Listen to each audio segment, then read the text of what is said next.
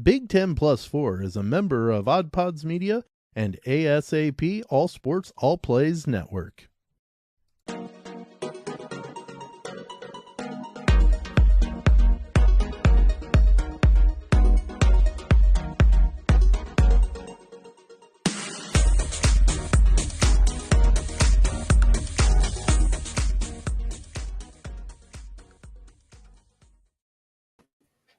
What is going on besides the shimmy shake of Sam Sprunger? Yeah, maybe we should be asking you. That's where we'll start. What is going on, Sam? It's a beautiful, absolutely beautiful spring day. It was brutal.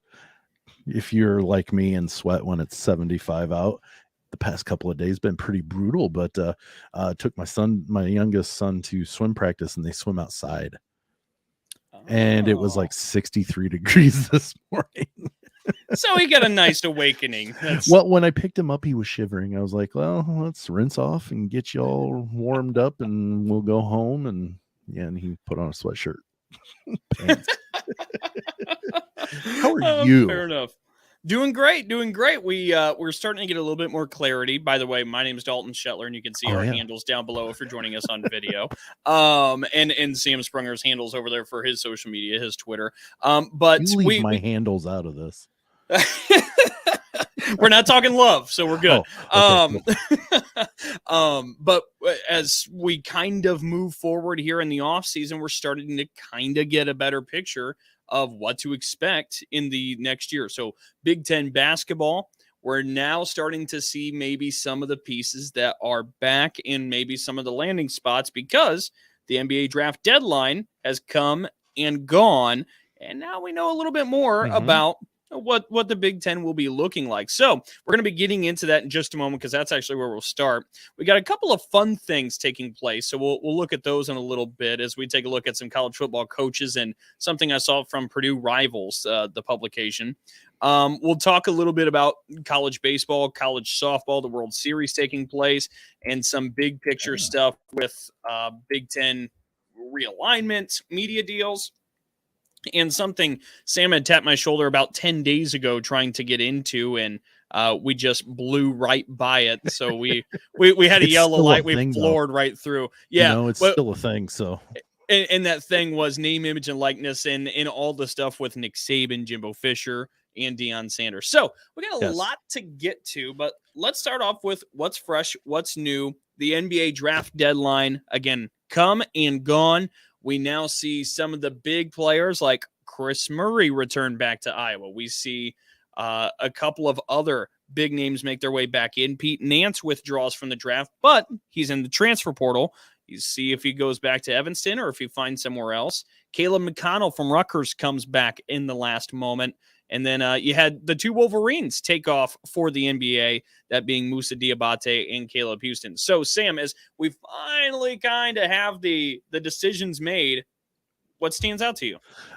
What stands out to me is we talked last week about, kind of IU, Michigan being those two teams that were sitting right at that time as kind of the two front runners. Now, I wouldn't say that Michigan is totally out of it, but I would say IU is a much bigger favor than they were last week compared to what Michigan is this week.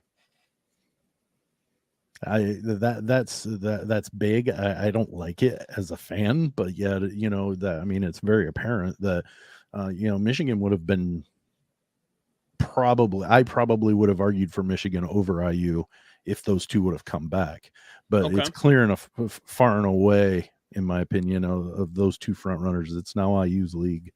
Unless, those teams develop and we get a Wisconsin style surprise this next year. In the heart of hearts, the fan of me, I want IU to just nosedive.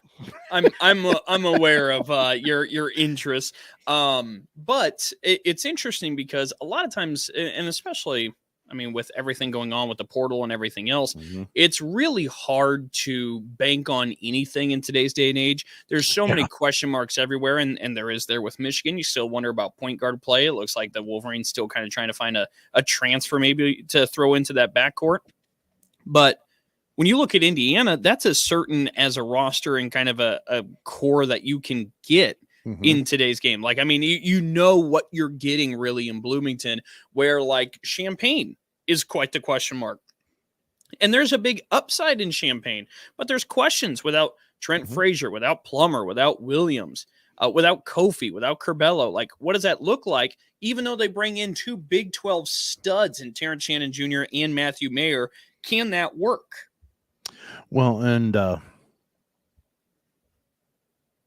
I think with IU, they aren't looking for starters. If they're looking to add to their team, they're not looking for their starters. There are some teams that we think could be competitive and maybe even contenders. They're still looking for starters in their lineup. That's the difference between those teams that could contend and IU who should contend.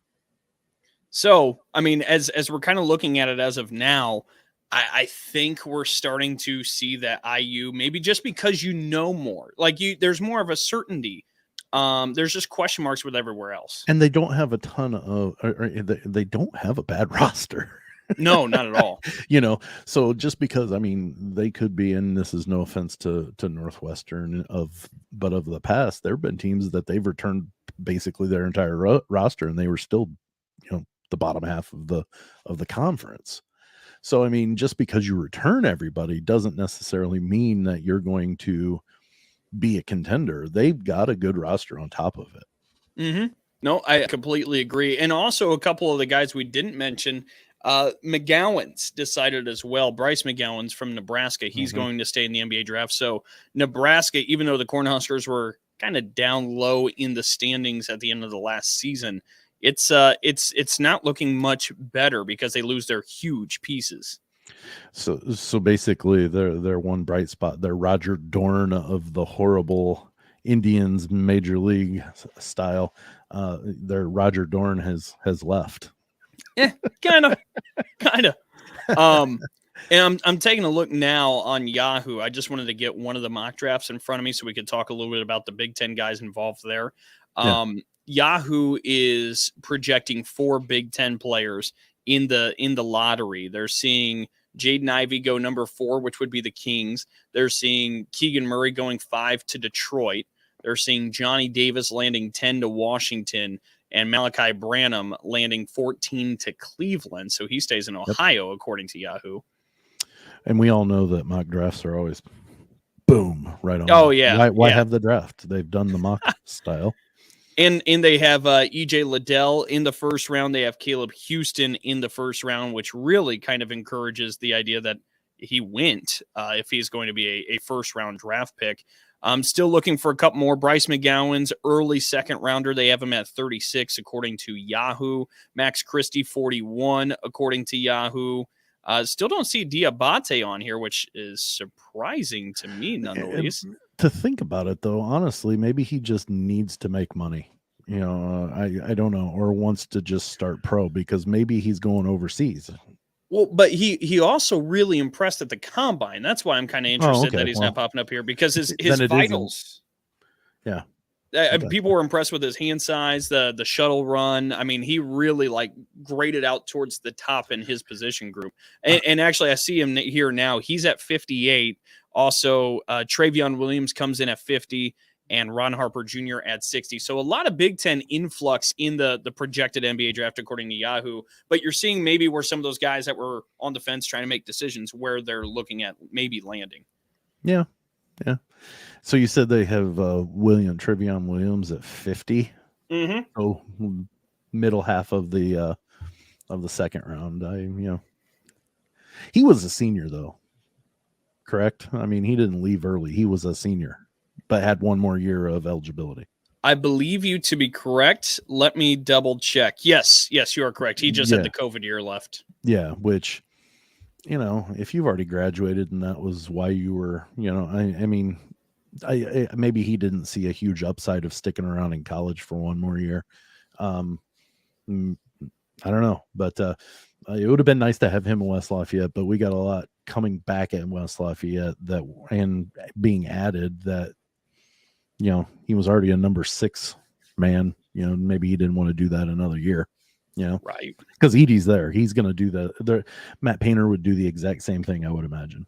Yep. So, and to your point, if you walk out with a degree in 4 years, like, I mean, for some sure. people, that's it. That's it. You know, I can move on to my profession now, and he's going to be a basketball player. So it doesn't matter if he gets drafted at the end of the second round, as long as he's good enough in his mind to make it. Who's us to say, man, you really made a mistake? You know, only he's the one that can say that. So before we get out of this first quarter, wow, really already? Wow, I know, not of not course. too shabby. Oh, you just messed up. You better knock on some wood real quick. Fair enough. But was there any team after this deadline that you sat there and said, wow, this is a real winner, or wow, this is a real loser? Not really. I mean, we kind of covered everything. I think IU getting Davis back, or Jackson Davis back, immensely helped them. And then IU was also helped because Michigan lost there too. Yep.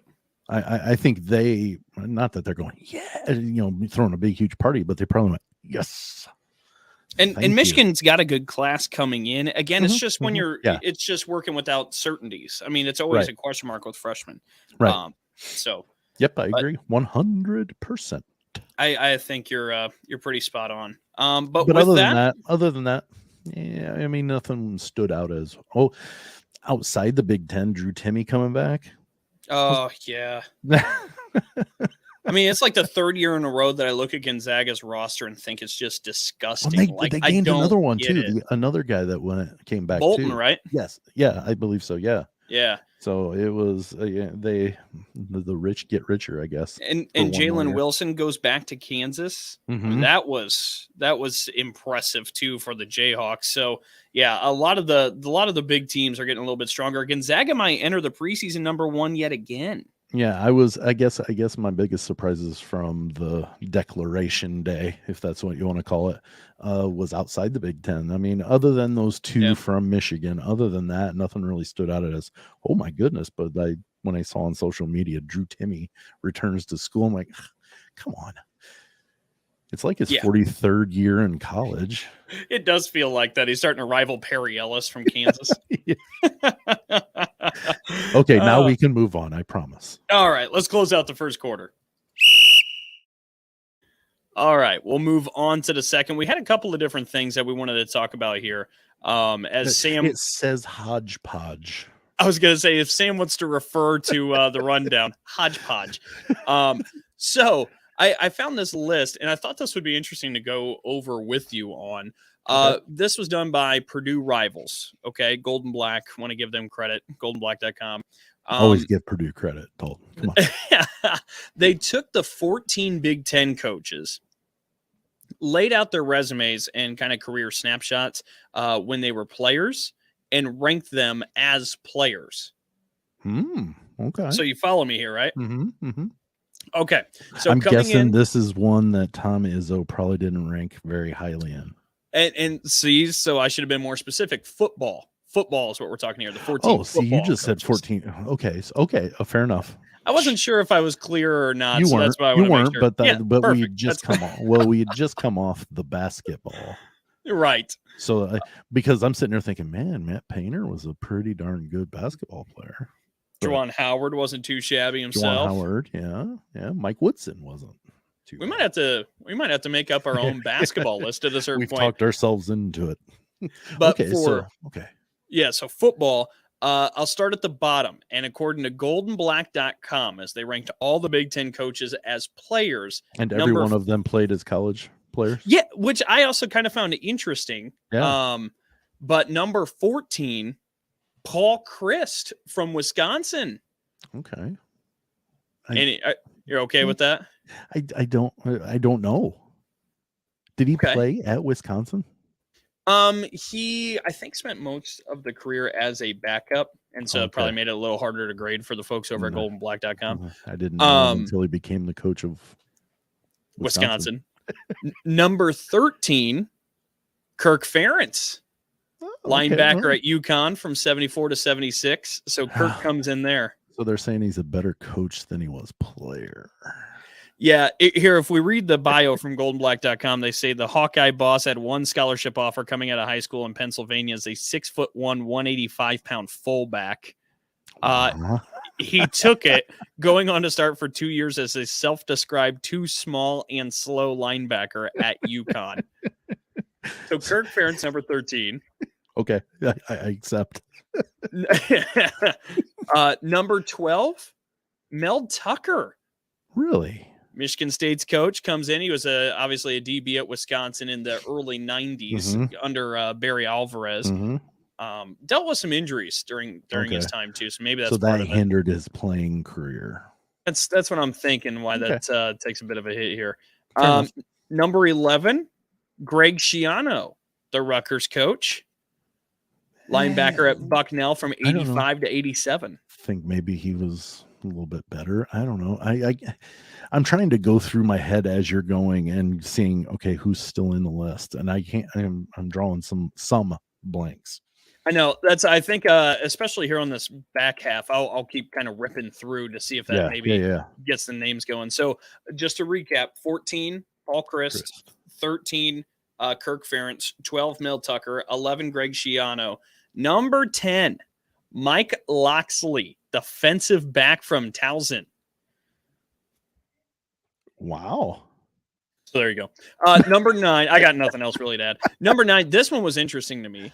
Tom Allen, Indiana head coach. He was a linebacker and punter at Maranatha Baptist, I think it is. It's a D3 school in Wisconsin, but he ranked 6th all-time in tackles there, 8th in tackles for losses, and according to goldenblack.com, was one of the most prolific punters in that school's history before they closed the program down in 2016. Okay, before we go anywhere further, okay, when that can be part of your bio, I think you're higher than number 9 unless you have like Hall of Famers and stuff. Well, and I think this is where you kind of start balancing the D3 versus D1 and Doesn't all that matter. stuff. You still are dominant for the school. I mean, I don't discount the fact that yes, it was a Division III school, but I mean, that's pretty darn good still. Yeah. I guess maybe the D3 is what kept him at number 9, I guess. That's what I'm thinking. Yeah. Okay. Fair enough. Then we have at number 8 to close out the back half, Brett Bielema, defensive tackle at Iowa in the late 80s, early 90s. So as we now segue into the first half, the top half of the Big Ten coaches, at number 7, Ryan Day, quarterback at New Hampshire. Right there at the turn of the century. I kid you not, my oldest son, the oldest son that lives at home right now, his girlfriend's dad looks like Ryan Day. Really? Yeah. I've had to take a couple of like double takes whenever I see Ryan Day on TV or whatever. I'm like, well, oh yeah, okay. Because you think it's him? Yeah. Hey, is that Barry? So Ryan Day was a 3-year starter, established 9 records. He had 53 touchdown passes and nearly 8,500 yards. Okay. Wow. It's pretty solid. Yeah, I'm more impressed with that than I was the last one, and I was arguing for that one too. So, number 6, quarterback James Franklin from East Stroudsburg in the early 90s. He was a 2-time All-Pennsylvania State Athletic Conference selection, broke or tied 23 school records at the D2 school, set 7 school records as a senior, and he was a Harlan Hill Trophy nominee, which is the D2 Heisman. Okay. That's pretty darn good. That's pretty good. All right, so that leaves us now. I guess I'm still wow. You're waiting for more? If number 9, the one I argued said, the best punter linebacker, and you're getting like school records and whatnot, I'm arguing that, and then I'm sitting here hearing everybody in front. I'm like, well, maybe he should have been number 9. Well, here's one you'll remember playing. Number 5, Scott Frost. I do remember, but he didn't play in the Big Ten, even though he played at a current Big Ten school. But yeah, I can remember him playing. Ended up winning a national title. I mean, number 4, PJ Fleck. This was a little surprising to me. The wide receiver from Northern Illinois. What years? So he was there from 99 to 2003. Okay. He helped Northern Illinois to a number 10 ranking, a 10-2 record. I didn't realize he was a player on that team. I remember watching that team. He ranked top 5 in Northern Illinois history in receptions with 179, receiving yards over 2,100. He was first team All MAC in 03, and then he bounced around a little bit early in the NFL. So now we've That was worked our number way. 3. That was number 4. So now we've 4. worked our way to the top Now we're 3. to the top. I have an opinion of who I think number 1 should be, and I will be just tickled pink if I was correct. Well, if it's a homer vote, you're not going to be tickled pink because number 3 is Jeff Brahm, Hey, he the quarterback played for in the original Louisville. XFL, mister. That's right. Yeah, I'm not disrespecting the name. He was with the Cards from 89 to 93. And there's a great story about how he broke a finger in the bowl game and continued to play and helped to end up winning the game. But he still leads Louisville history in touchdown passes and a bunch of other categories. So yeah, that's No, pretty it impressive. was not a homer thought, but I'm impressed that he's in the top 3. That's pretty good. Yeah. Number 2, Jim Harbaugh. I'm correct then. Good. 83 to 86, Harbaugh. And of course, he was up in the Heisman race. He finished 3rd in his senior season and helped him win a Big Ten title. And number 1 is, I think we all agree with this, Pat Fitzgerald, linebacker from Northwestern. As soon as you said you meant football, I was sitting there thinking Pat Fitzgerald was number 1. I mean, he helped Northwestern go to the Rose Bowl for the first time, or for the first time in a really long time. I believe it was the first ever time, but I may have been incorrect on that. But like, I can remember his football team playing Keyshawn Johnson in the Rose Bowl. I know I've mentioned that before. Yep. And he was just he became in my lifetime that I can remember anyways, let's say it that way, he became my first non-Purdue or Chicago Bear football player that became one of my favorite athletes. That was Pat Fitzgerald. So I totally agree and would argue if anybody else put anybody ahead of him, it would have been met with confrontation from Sam. Yeah, maybe not fisticuffs, but at least some strong words. All right, just to relist the list from goldenblack.com in case somebody's got confused along the way. 14, Paul Christ at the bottom. Kirk Ferentz, 13. Mel Tucker, 12. Greg Schiano, 11. Mike Loxley, 10. Tom Allen, 9. Brett Bielema, 8. Ryan Day, 7. James Franklin, 6. Scott Frost, 5. PJ Fleck, 4. Jeff Brahm, 3. Jim Harbaugh, 2. Pat Fitzgerald, 1. So that's the list according to goldenblack.com, which was a fun piece to put together. Yeah. I think it was pretty well accurate. 24/7 Sports, is that what you said? Purdue? Goldenblack.com, Rivals. Rivals. Jeez, oh Pete, here I am throwing up stuff. Yeah, well, I'm glad. I'm happy that they have the Purdue name with it, and they didn't screw it up. Well, and since we're talking a little bit of Big Ten football here, and of course we know football really drives a lot of the TV rights and a lot of the money that goes into it with, slightly. I'll be. With the Big Ten Conference. Still a lot of chatter about what the new media deal might look like because it's due for a new TV contract, a new media deal. Can I ask? I know I'm sorry to stop you right there, but can I ask, so are we talking about media deal like right now, the Big Ten Network is affiliated with which? CBS or ESPN or either? Big Ten Network is affiliated with Fox Sports. Fox Sports. Okay. And that's okay. That makes sense. But then you've got, like the SEC Network, I believe ESPN. Is affiliated with ESPN. But then you have like the Mountain West or whatever is affiliated with CBS and stuff like that. Is that what you're talking about? Like what bigger umbrella the Big Ten Network operates under? Well, and if you go with exclusive partners or do you have multiple partners? Like one of the conversations out there, and this was suggested, I wish I could remember the guy's name. I'll try and look it up in a second so I can give him credit for it.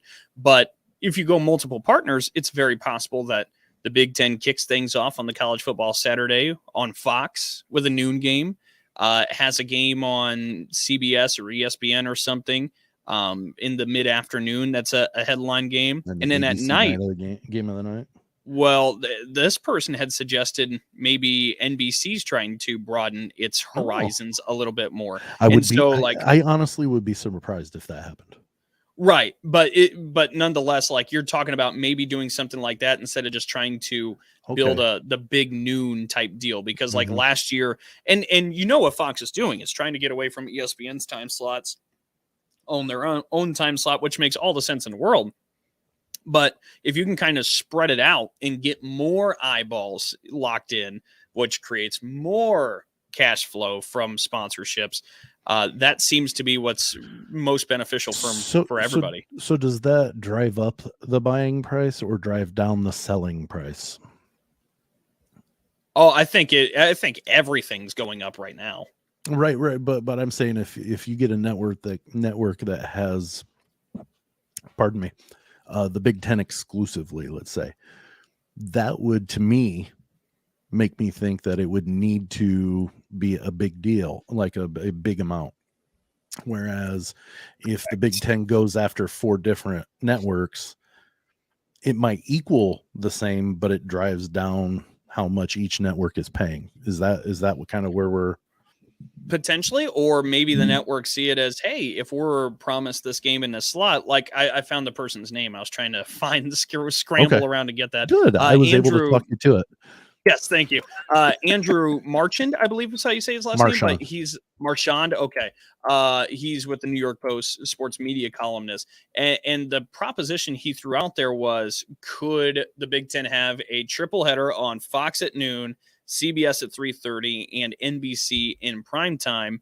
And could that lead to an ESPN Pac-12 agreement, is what he tweeted out in his own show, his own podcast on Twitter. But it's taking a look again at the Big Ten and all the possibilities that there are with the media. That could make sense, though. If you're able to create promising windows and special windows for these different networks, I think that could drive up the price as compared to maybe just an exclusive kind of partnership. Now, was it a hypothetical that NBC would or has toyed with going out there, or they not exactly sure? Because I'd be surprised because of Notre Dame's agreement. Correct. Well, and so much of NBC is in the afternoon, or in Notre Dame. Like that's a lot of 3:30 kicks. Like that's pretty traditional for the most part. I mean, you get some special games when Georgia comes to town and takes up 80% of the stadium seats. But I mean, it's the only time they were going to get to watch their team play at Notre Dame. Come on. It's true. Well, Notre Dame fans see them play 8 times a year at home, or 6 times, or whatever. Well, it kind of goes to show too what it means to some of those teams down south. Sure. Yeah. But nonetheless, it's something to keep in mind as we inch closer and closer throughout the offseason, maybe getting towards a TV deal, that you could be seeing your sports, especially with the Big Ten, brought to you in different fashions. Maybe it ends up being exclusive, like a one network partner, or it's kind of scattered all over the place. And we'll kind of have to see how that plays out, but it's worth paying attention to as we move forward. I have to ask this. This is a complete and hypothetical. Okay. Is there some written rule that like championship series or games are played on free TV? Because I'm shocked. Well, like the college playoffs, they're on ESPN. And so is the national championship game, correct? It's not on ABC. It's on the pay version, right? Correct. Is that the only example? I mean, do you think any professional sports or whatever take their championship series to behind the paywall? Oh, I think so. You think it's coming? And John Skipper, who's now with Metalark, but he was like head guy at ESPN for a long time, had actually been quoted about a year ago saying that we're not too far in the near distant future. Super Bowl is going to be a pay-per-view. Like that's coming. Like I won't be watching the Super Bowl then. Well, and that's the decision a lot of people are going to have to make. But as cable continues to get gutted like this, and the a la carte, like it was so predictable, right? Everybody could see like, oh, okay, so you drop your cable and you pick up a couple of providers, subscription services, and now it's all better, and it's like an eighth of the price. well, obviously everybody's going to hop into that game, and now you're a la carte in the same thing that your cable bill is. Like, if by the I'm time you waiting get for all the those, pendulum to swing back to where my satellite isn't overpriced. I mean, it might happen because it's all just kind of oversaturated, and it's not too far fetched to think that sports doesn't jump into this game. We already see it with boxing and UFC fighting. I mean, That why? though, Dalton, has been that way almost my entire life. Right, but my Those point have been is, pay-per-view things. right, but my point is those other sports, especially as much as everything's changed and how convenient things are with streaming and Yeah. everything, Okay. Yeah. if they I don't get it. just poke their head out and look over and say, "Oh, we could do that too and make a lot of money," like that seems to be a natural evolution. You have to think though, and maybe this is me as a common sense guy. You're going to lose a lot of common fans or general fans if that happens, because like there are some people that are like, I don't pay attention to I'm going to throw out NBA just because I don't watch the NBA hardly at all, but I only watch the NBA during the play. I watch NHL hockey playoffs. I don't watch until the playoffs. If the Stanley Cup Finals go to a paywall, I'm not watching it. You've lost me as a fan, and I guess it's a matter of how much can we get out of those that will pay. Is it worth losing those general fans? And I would expect them to test that. Oh, I wouldn't be surprised. Yeah, I think that's a thing that will eventually come with sports coverage. No, maybe this is the avenue they go. And I know we're running just a touch over on this one, but this is a possibility that I could see. We talked about it, like the USFL, I believe, has the helmet cams. Mm-hmm. Those things during the Super Bowl, I think, could be something that you could pay for that and get that access. But yeah, you could still watch the generic game on free TV. Maybe that's how they do it. And that could very well be too. But I would be stunned if you don't start seeing pockets where they don't try to take advantage of getting some more of your money. I mean, it seems like a natural evolution as we continue. I would be less upset if they did what I'd said or something in that fashion, but they still allow the championship game or series to be, on free TV, because you know what? I want to be able to go, and hang out at my buddies and watch the game and would not have to pay for it. Well, but take a look too at like what ESPN's already doing with ESPN Plus. Right. And now, that's what I was thinking. Okay. No, go ahead. I'm pretty knee deep into college softball and the College World Series. So many of the games I've tried to watch are behind the ESPN Plus paywall, and I don't yet subscribe to ESPN Plus. So like I already am only able to watch like 10 to 20%, it feels like, of the games that are actually played, because ESPN's taking the rest of it and putting it behind the paywall. Like that's already happening in some of the smaller sports. It just hasn't hit the big ones yet.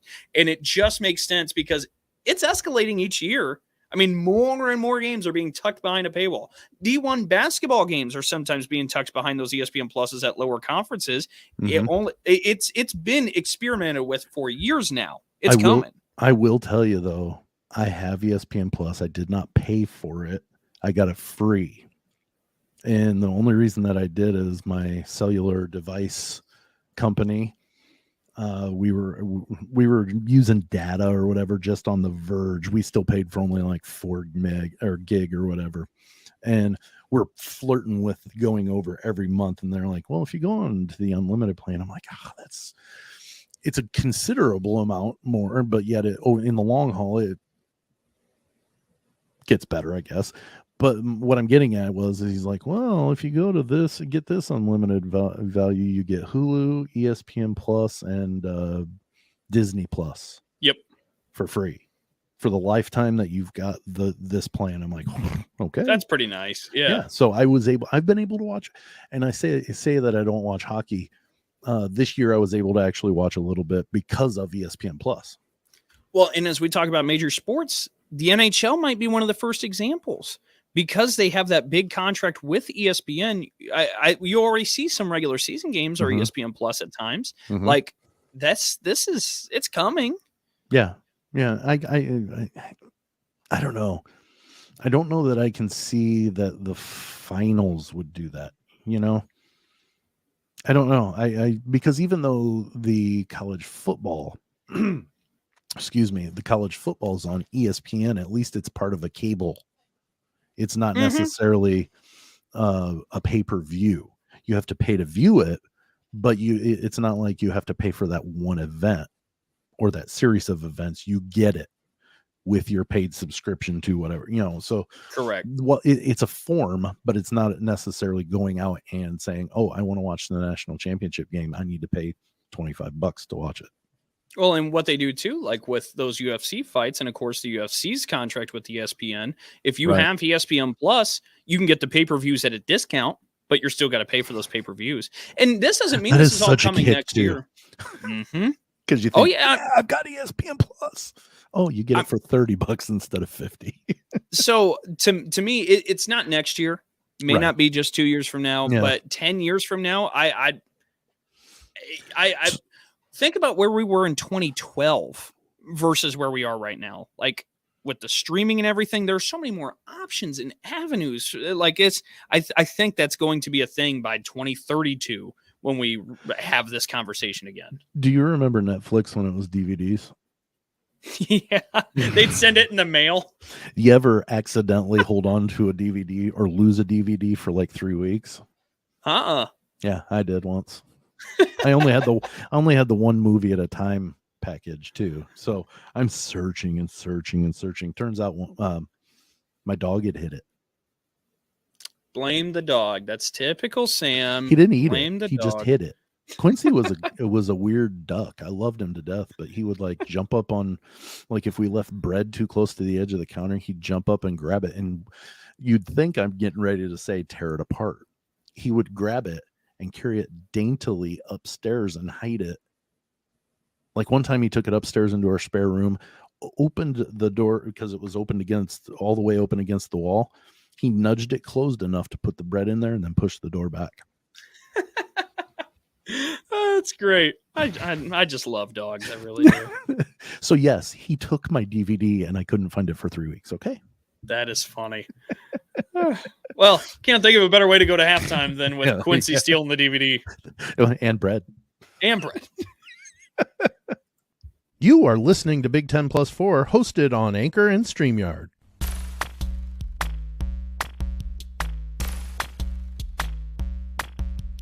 Hi, I'm Lauren.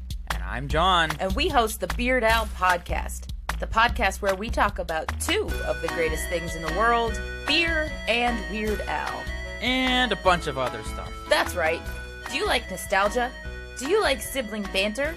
Do you like beer? Do you like Weird Al? Are you human? If you answered yes to any of those questions, give us a listen. Become one of our loyal commenters. Hey, this is Russ. This is Kyle. This is Michelle. From the Infectious Groove Podcast. Join us every Monday for the most fun you can have with a music podcast. The Infectious Groove Podcast uses a positive and fun approach as we take time every week to share our jammy jams, then dig into a thought-provoking topic discussing all decades and genres of music. You can find the Infectious Groove Podcast on all major podcast platforms, or you can head to infectiousgroovepodcast.com to find us there and subscribe. We might have a controversial opinion here or there, but we always have fun with it. Oh, I'm sure I'll say something dumb. Subscribe to the Infectious Groove Podcast, part of the Odd Pods Media Network. And just like that, we get the second half underway. I think we finished the whole first half and our promos in the amount of time it took us to do the first half last week, or like close to the first quarter. Sorry.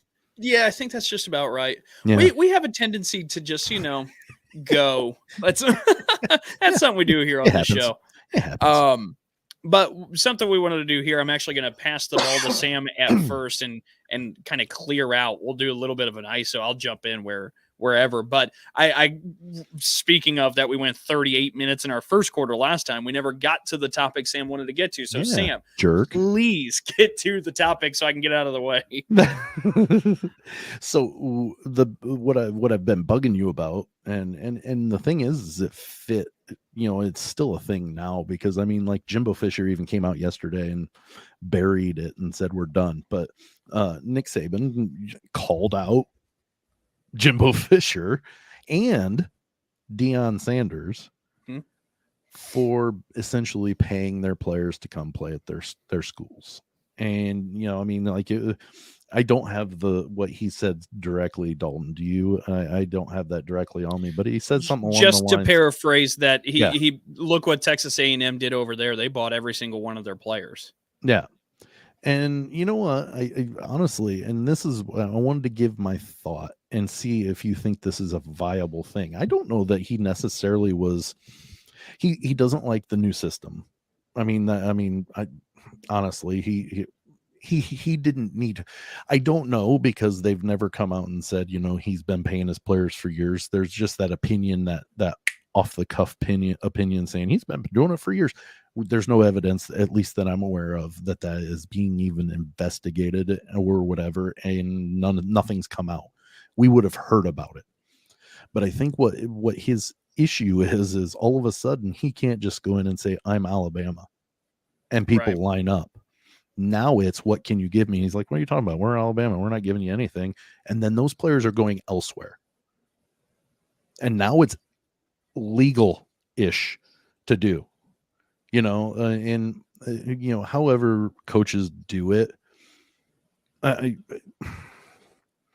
Best recruiting classes have never won national championships just by committing. You know, there's always the hard work that has to be put into it. And don't get me wrong, Nick Saban still had number 3 or 4 recruiting class this last year. So it's not like he's, you know, scraping the bottom of the barrel, but he's not used to losing out to these small. Jackson State. Who would have thought a 5-star player would go to Jackson State? Now, part of it, don't get me wrong, is going to be Deion's pull. But why? You know, I mean, what? Okay, great. You're Deion Sanders, one of the best cornerbacks ever to play football. But your facilities compared to Alabama's facilities are two different things. What's the pull? Now, am I saying that this kid didn't ever want to go to a historically black college or university? That may be another pull. But honestly, I don't know that I'd necessarily disagree with Nick Saban in the aspect of they're playing, I guess, playing within the rules, but they're able to offer more in the aspect of monetary gain. But I think there's a couple of things here. One, I think you're right. Saban used to have an incredible advantage that he kind of built with Alabama in terms of, hey, you want to get paid? Well, that's the NFL. And you want to get to the NFL? That goes through me. There's nobody who can pump out NFL players better than I can here in Tuscaloosa. So come on down. Like, that was the advantage. And he was turning great players away because of it. 100%. And so now money is like, the NFL isn't the only avenue to money. And so with that changing, that changes the advantages that like Saban had in that aspect. But the other thing is, though, like you talked about, that maybe he's just upset because it kind of balances out. I think the bigger gripe, like in his case and so many of the other coaches, is they don't still really know what the rules are. Yeah. And from talking with coaches, that's what it is. Because like the thing is, so like Jimbo Fisher could have been 100% honest in that press conference retort that he had, and Texas A&M players still can be paid. And that's all through the collectives. And so it's important. I was told and described that there are collectives out there that do great academic work and some different things, but there's also some collectives that are kind of muddying up these waters, trying to get involved and kind of become that third-party cash cow. And so we don't really have any rules on collectives. You remember a couple of weeks ago, the NCAA came out and said that they were going to start repealing. But it's also like, as Gene Smith, the Ohio State AD, had been quoted in the article saying, we took the cops off the road. Everybody's driving 90 miles an hour, and we're trying to put the cops back onto the road. Like, it's already a mess. And how do you prevent it now that it's already going? Like, the water broke through the dam, and now you're just trying to log by log get the water to stop again. Like, I had a political science professor when I was getting my bachelor's say, we were covering it was over the Constitution and constitutional laws that get passed and stuff like that. And he was always talking. We were talking about the Supreme Court and the cases they hear, and the easiest ones to rule on. And I'm not saying that this will go to the Supreme Court. My example is kind of this. It includes the Supreme Court. The easiest cases for them to rule on are ones that have precedents set. Mm-hmm. So once you set a precedence, you can pull off of that every single time something comes up like it. Right.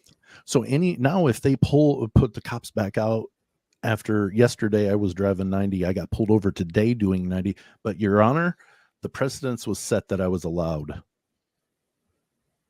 More than likely that judge is going to say, you're right. Case dismissed. And that's the Because situation in college sports. People in danger. You know what I mean? This is the wild, wild west in the aspect of everybody can get paid. You're not, don't ever say something's 100%, but people aren't dying from it. Mm-hmm. You know what I mean? So but I do understand nobody knows what the rules are. Right. And my biggest thing is I think Nick Saban is just one of those that he's like, this sucks because now I have to actually start doing something other than just walking in and saying, hi, I'm Alabama, and he's going to kick his feet for a while. But I don't disagree with him. But what can you do? But I do also understand the plea for let's have a uniform rule. Like or not even don't even have to use the word rule, just an understanding. Let's all have an understanding of what's allowed versus not allowed in this college sport competitive landscape ecosystem. That's the biggest thing. If only there had been some warning that this was going to happen, Dalton, years ago, like we knew it was coming and the NCAA could, maybe think about this in advance. If there was only some forewarning. Yeah, it really came out of nowhere and just kind of slapped him upside the head. Blindsided. All right, so real quick here, I do want to go over our social media. And of course, we are at Big 10 plus 4. It's all right there at the bottom of the page or of the screen there, if you look, Dalton. That's right. So we want to bring back the social media question for the week, and it's going to go back to Big 10 basketball a little bit. And again, a little bit of regards with the NBA draft deadline, some of the different changes that makes, because we're asking you who will be, as of right now, the Big 10 player of the year this upcoming basketball season. And we threw 3 options out there. We threw, and actually all 3 of them were in the NBA draft, testing out the waters and decided to come back. One decided a while ago he was coming back, though. Yeah, you're comparatively, right. Especially. Yeah. Hunter Dickinson from Michigan, Trace Jackson Davis from Indiana, Chris Murray from Iowa. Or if you have another candidate, feel free to let us know at Big 10 plus 4. But Sam, you hear that question? Who's first in your mind? Who's the lead runner early June to win the Big 10 basketball player of the year? They're in the order. Okay. I think it's Dickinson, Davis, Murray. Okay. I think I don't know enough about Chris. He as I had heard from Fran McCaffrey last year. I remember you telling me this. He and Keegan are the exact same. Chris is just one step behind in development. But so in other words, this year's going to be a really good year, probably. If you follow the prophecy in Iowa City, and he has the tendency to hold on to players for like 35 years too. So Jordan Bohannon and them. Yes, yeah. But and back in the day when Davis Garza was there, Just Settles. He was there. That seemed like he was there for a decade. Yeah, he was always a pain in the butt too to play. Oh. But Chris, Murray, I would go with this order.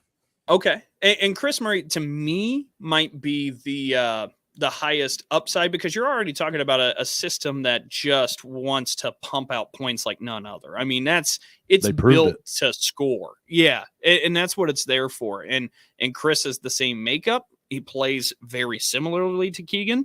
Like you can see the avenue. So it's easy to make that jump. But like, as I had in a conversation with Brian Butch, the Big Ten TV analyst and used to be Wisconsin Badger, it's not really fair to put Chris on that pressure or put that pressure on Chris just because his brother did. And Brian's absolutely right about that. But you can see the path that Chris can make that jump. It's a jump, but he can make that jump. Well, through analyzing players and their production and stuff, you can see tendencies that are similar to other players that you've seen in the past.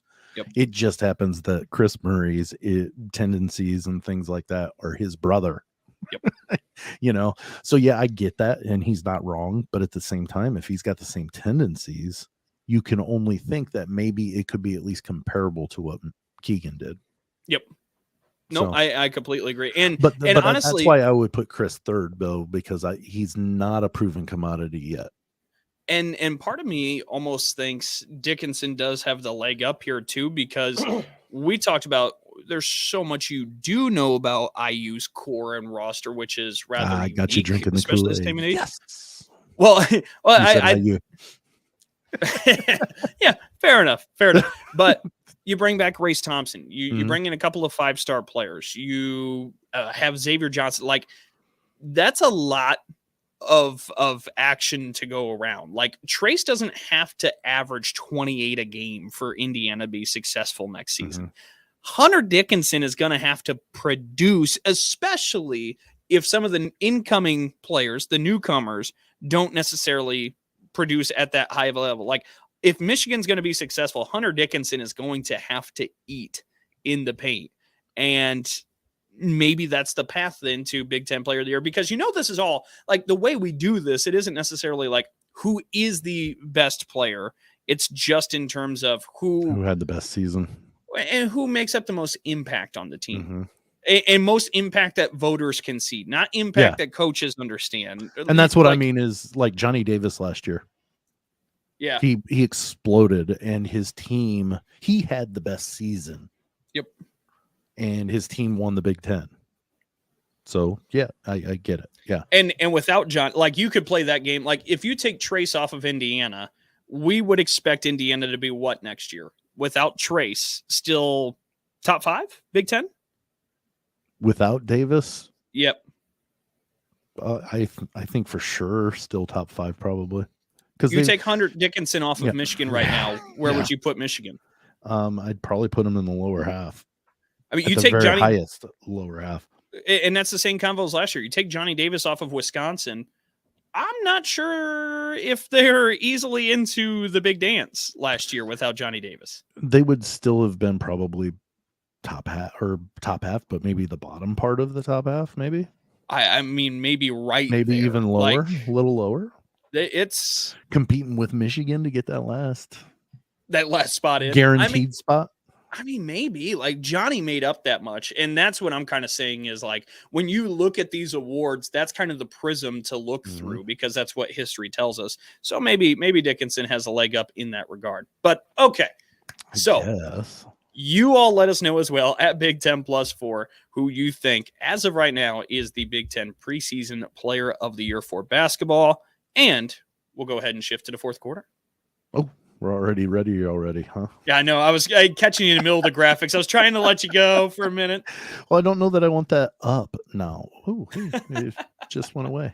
Oh, there it is. Wow, I'm learning more and more about StreamYard. Look at you go. Yeah. Of course, I'm doing it while I'm recording, but you live and you learn, Dalton. You live and you learn. Oh, I need to go and get. Oh gosh, this is a dumpster fire right now. All right, fourth quarter time. Gracious, I figured it out. We made it. Nap. That's what matters. So this is part of the show. We bring up our headlines. Sam Sprunger and the Sam Sentinel. Shoot. Yeah. Okay. So this is a story covering 1 in 53, Dalton. That's not very good, is it? 1 in 53, not necessarily. No. It's just a touch under 500, right? Well, yeah, kind of. Well, and that is the overall record of Coppin State back in 2012. Okay. They were 1 in 53. They were 0 in 24 in the conference, 1 in 22 at home, and 0 in 27 on the road. that was one of the first years for Sherman Reed as the head coach. It wasn't his first year, I don't think, but he didn't have a lot in the cupboard. And 1-53 in 2012. The records you go look through, they aren't necessarily great.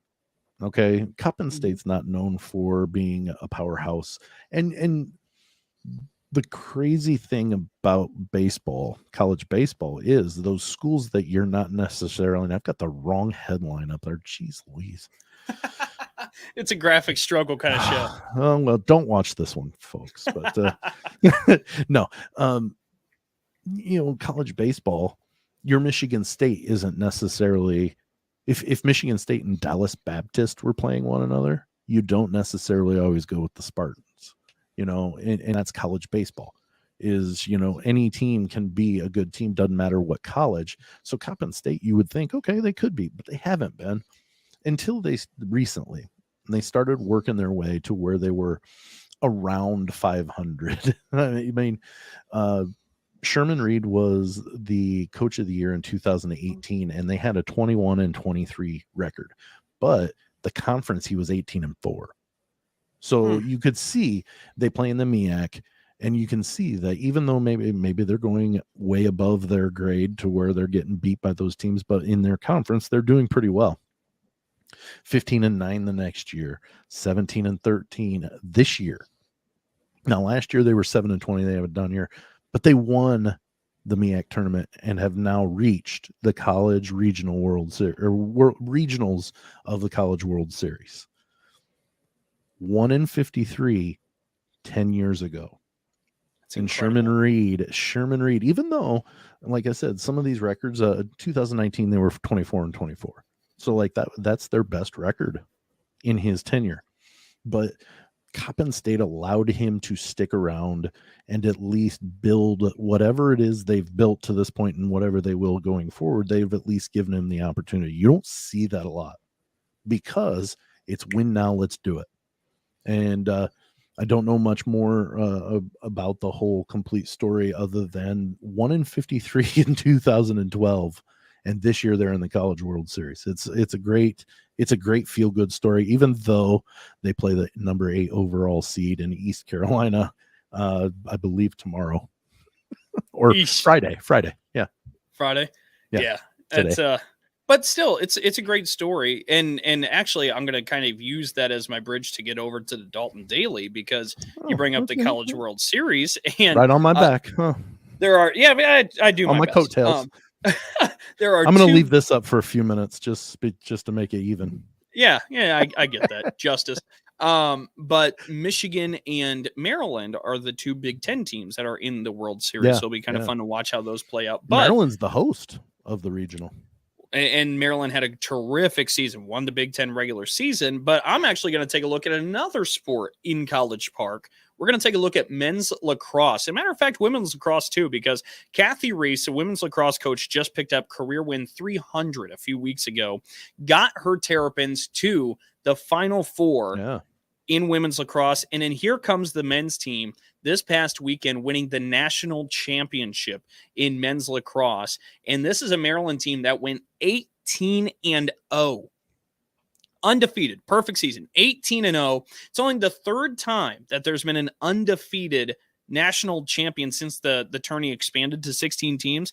And it's also the only time a team's ever went 18-0 or better. Nobody's ever gotten to 18-0 with one of those undefeated seasons. So what happened in Maryland, you have John Tillman, the head coach, who's really been kind of leading this program to a high peak, a high mark for years on end now. They went to a national title last year before losing. This year they end up bouncing back and beating Cornell in the national championship game.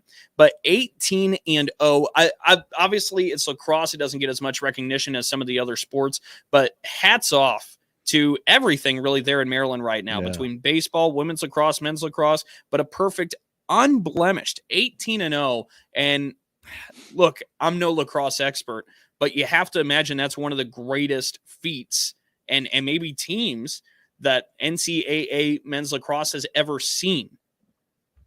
So wanted to give our recognition over there to College Park.